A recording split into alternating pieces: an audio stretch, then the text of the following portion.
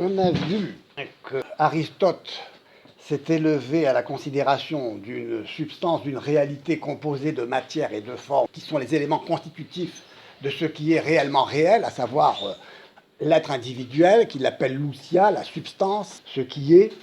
Et à partir du moment où il a découvert, ou analysé, où il a montré que la seule façon de sauver la réalité multiple du monde matériel était d'affirmer qu'il était constitué dans l'unité de matière et de forme par ces éléments unifiés ontologiquement dans la substance, dans l'être donc. Il va maintenant, puisqu'il a distingué intellectuellement les éléments constitutifs de ce réellement réel unifié ontologiquement, il ne lui reste plus qu'à s'interroger sur les causes de ce qui est, les principes. Autrement dit, les causes, ce sont les principes constitutifs. Qu'est-ce qui fait que la chose est ce qu'elle est? On parlera de la causalité, la notion de causalité est importante. Et donc Aristote va distinguer les quatre causes matérielles et formelles, donc, puisque ce qui fait une substance, c'est qu'elle soit matérielle et formelle, donc il faut chercher ces causes. Et puis ensuite, les causes efficientes et finales. Donc quatre types de causes que nous étudierons. Ceci dit, Aristote étudie le monde dans un contexte où il va développer une cosmologie qui va lui présenter un monde sous forme de sphères se contenant l'une l'autre, qui sont comme le ciel des étoiles fixes, le plus lointain, et puis on se rapproche de la Terre, qui est au centre, et qui appartient au monde sublunaire, puisque la Lune forme aussi un cercle et une sphère dans laquelle la Terre se trouve. Donc la notion sphérique de cet univers fini et éternel, puisque la notion de sphère permet de comprendre l'éternel recommencement, l'éternel retour, ou en tout cas la circulation éternelle d'un point constitutif de ce cercle en mouvement qui forme une sphère, il ne faut pas non plus se perdre. Et autant de sphères sont animées par elles-mêmes. Elles sont animées par elles-mêmes, animées, c'est-à-dire mises en mouvement par elles-mêmes, et ce qui la met en mouvement, c'est l'intelligence, le fait qu'elles sont elles-mêmes contiennent la cause de leur mouvement, la source de leur mouvement. La nature entière, comme on l'étudiera, s'explique par le fait qu'elle renferme en elle un principe de mouvement, car la nature n'est que mouvement, changement. Et il y aura différents types de changements, de mouvements. Il n'y a pas que le mouvement local de ce point qui se déplace et en se déplaçant constitue la ligne, de cette ligne qui en se déplaçant constitue la surface, de cette surface qui en se déplaçant constitue le volume, point qui revient sur lui-même en constituant un cercle qui, se déplaçant sur lui-même, forme la sphère. Et donc c'est ainsi qu'à partir d'un point, on explique la formation, si on peut dire, du monde, de la nature. Ceci n'est pas une explication d'Aristote, mais c'est une explication qui permettra de comprendre la nature, le monde, comme autoconstitué, donc un monde immanent, en dehors de toute création, finalement. Parce que ce sera un monde qui pourra être conçu grâce aux mathématiques.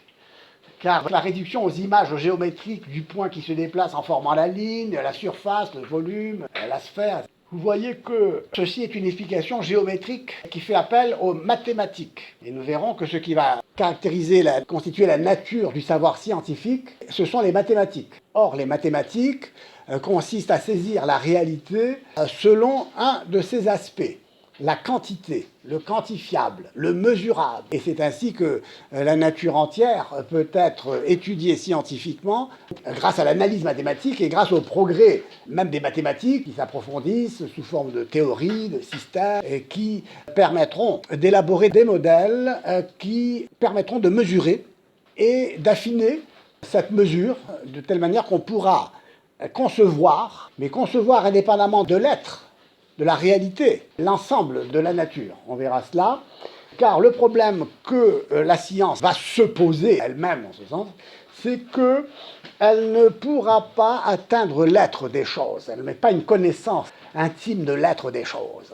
La science reste muette sur le mystère de l'être. Ce que la science va percevoir dans les choses, c'est leur caractère mesurable. Elle ne va pas distinguer dans la chose, comme l'intelligence philosophique, elle ne distingue pas dans la chose ce qui la constitue en tant que matière et forme. Ce qu'elle voit dans la chose, c'est la quantité mesurable, c'est sa réduction aux chiffres, aux ifres, aux zéros, au néant.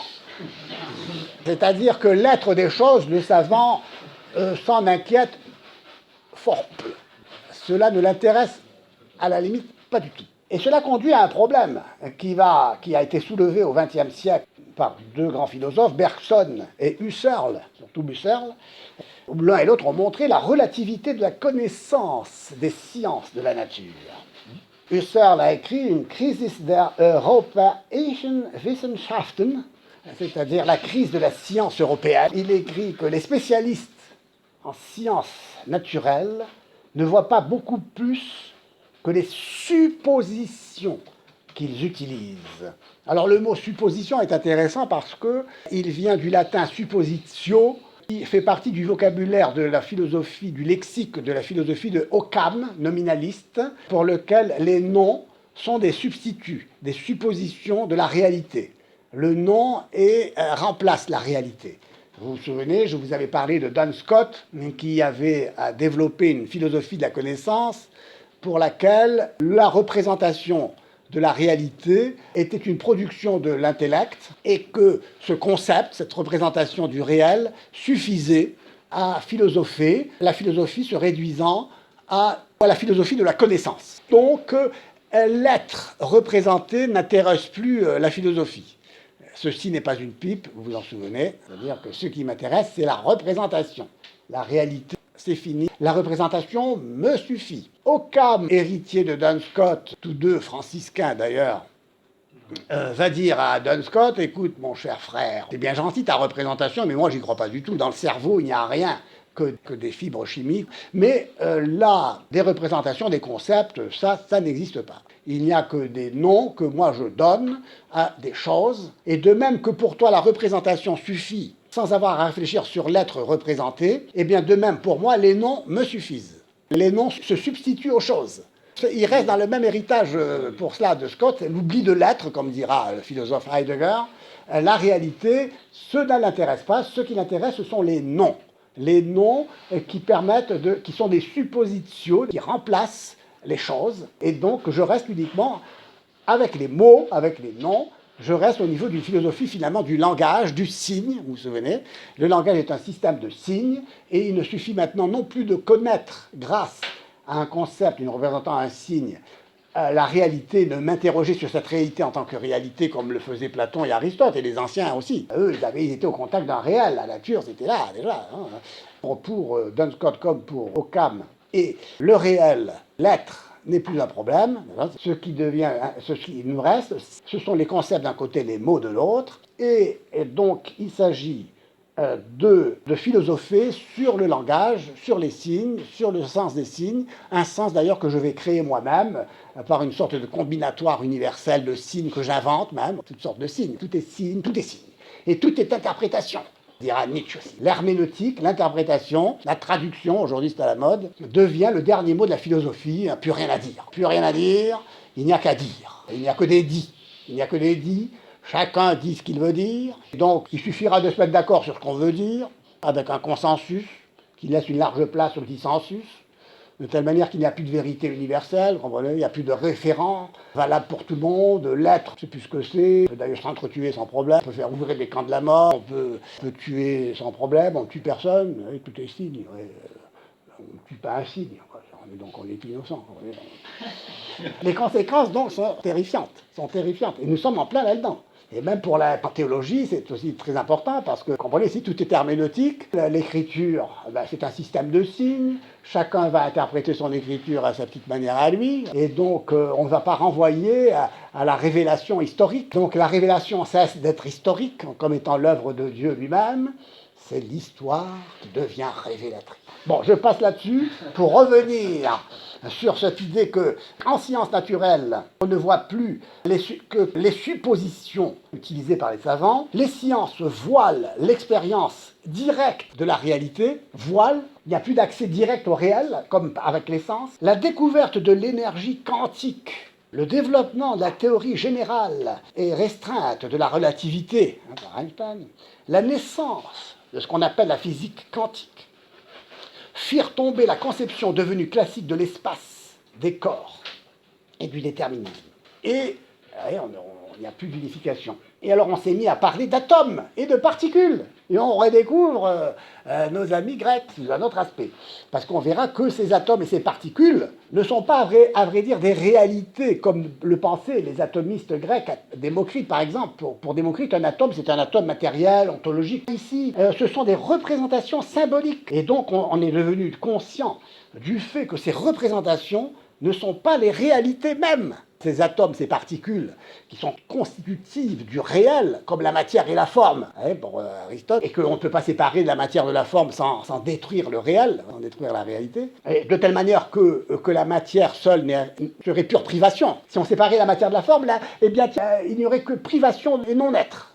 Et donc, si on sépare les atomes constitutifs, en considérant ces atomes comme étant réels d'une substance, eh bien, on ferait exploser la substance. La bombe atomique est peut-être là à l'issue, on verra ça.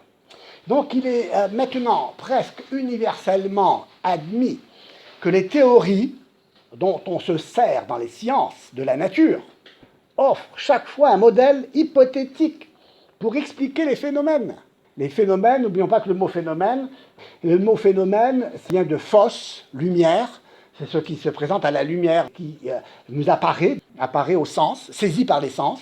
Il faudra voir d'ailleurs quel est le statut de la sensation aussi dans l'homme. Et donc, ce sont des modèles que les théories constituent donc pour expliquer les phénomènes, c'est non pas pour saisir la substance, le phénomène ou l'être substantiel dans sa réalité et dans ses éléments constitutifs, mais c'est pour expliquer un phénomène mathématiquement, et non pour le saisir ontologiquement. Elles donnent une image du monde grâce à un certain nombre de suppositions, les théories, et ne sont pas seulement fondées sur les faits, mais aussi sur le fruit de l'imagination, de l'hypothèse. Vous voyez la différence qu'il y a entre philosophie et science. La philosophie veut saisir l'être des choses.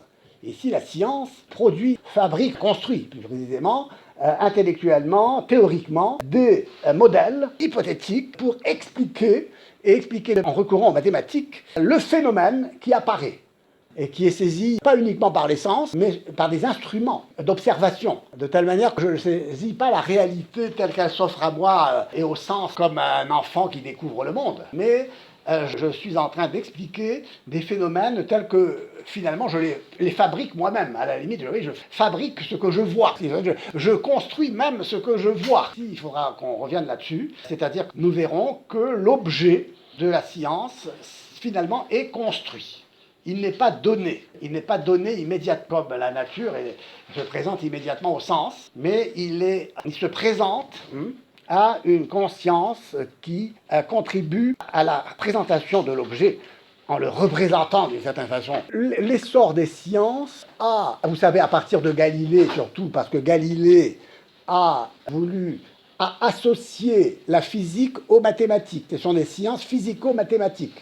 La physique, désormais, est liée aux mathématiques, donc au mesurable, au quantitatif. Et l'essor des sciences du quantitatif a eu comme suite un revirement dans nos connaissances du monde naturel, à savoir l'oubli des qualités sensibles, la couleur, l'odeur, que sais-je, et surtout de la substance, de l'être réel et de la finalité elle-même pour laquelle existe. Et c'est pourquoi, par exemple, la finalité est une notion pour les savants, pour les biologistes, pour les hommes, tout à fait inacceptable. Car dès qu'on reconnaît une finalité dans l'existence des êtres, on est obligé de s'interroger sur leur intelligibilité, qui ne se réduit pas uniquement à la connaissance mathématique. Donc, Dieu est exclu du monde, et l'homme, en tant qu'être doué de raison, est séparé de son milieu naturel. Et on n'est plus dans un monde naturel, mais dans un monde de phénomènes explicables mathématiquement. Le vis-à-vis de la nature est perdu, la nature ne devient que ce que l'on peut exploiter, et on sait qu'aujourd'hui l'écologie est sensible à cette question. L'écologie n'est autre qu'une sorte de redécouverte du respect de la nature. La nature ne se présente plus comme donnée, offerte immédiatement au sens, telle qu'elle est saisie. Ah, je vois une fleur, tiens, un faon. Ah ben voilà, c'est un faon, c'est une fleur, c'est beau, c'est magnifique, je contemple quelque chose de réel. Non, maintenant, l'observation, l'œil du savant voit l'analyse, grâce à ces théories, ces analyses, voit de quoi est fait biologiquement le faon. On ne voit pas la réalité telle qu'elle est, comme dans son unité de faon, le faon ou la fleur. De même qu'on disait tout à l'heure que l'intelligence distingue dans la réalité ce qui demeure unifié dans la réalité, Ici, finalement, ce qui triomphe, c'est l'intelligence scientifique qui saisit ce qu'elle observe. Elle distingue dans ce qu'elle observe grâce à des instruments, à travers des théories très élaborées qui me permettent de rejoindre la réalité telle que je l'imagine finalement, telle que je fais des hypothèses pour voir si ma théorie scientifique, grâce à une étude mathématique, correspond à ce que je vais observer. Et ce que je vais observer grâce à des instruments hyper développés n'est pas ce que je vois avec l'œil nu. Je veux voir le rôle de la sensation dans la connaissance. Donc là, je ne peux pas vous développer ça pour le moment. On est passé dans des éléments présocratiques, air, terre, feu, etc., aux causes constitutives de l'être chez Aristote, causes, les éléments, les causes. Et on va passer maintenant du savoir philosophique au savoir scientifique de la nature, c'est-à-dire à une observation et à une mensuration mathématique qui va remplacer l'explication métaphysique de ce qui est. Ce qui est désormais, ça ne l'intéresse pas. C'est ce qui est mesurable qui m'intéresse. La raison calculatrice distingue désormais ce qui est construit. Et l'être des choses ne l'intéresse pas. Ce qui l'intéresse, ce n'est que le mesurable, le chiffre. L'intelligence spéculative, donc, elle qui se demande pourquoi quelque chose plutôt que rien, est remplacée par une science qui répond à toutes les questions, mais en restant muette sur le mystère de l'être, parce que la science répond aux questions qu'elle se pose.